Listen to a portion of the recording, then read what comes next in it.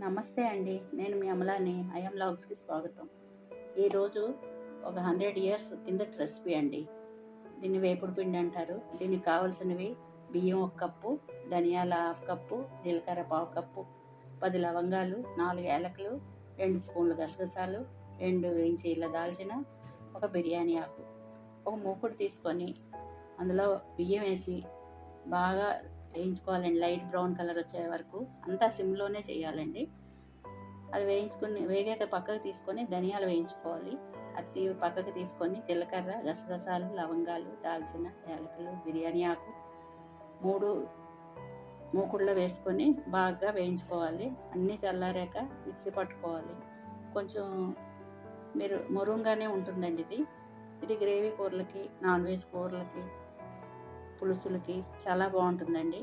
Chicken, mutton కూరలకి వేసుకోకూడదు. చేపలు, వెజ్ కూరలకి చాలా చాలా బాగుంటుందండి. ఇంతేనండి. ఉంటాను. మళ్ళీ కలుద్దామండి. లైక్ చేయండి, సబ్స్క్రైబ్ చేయండి.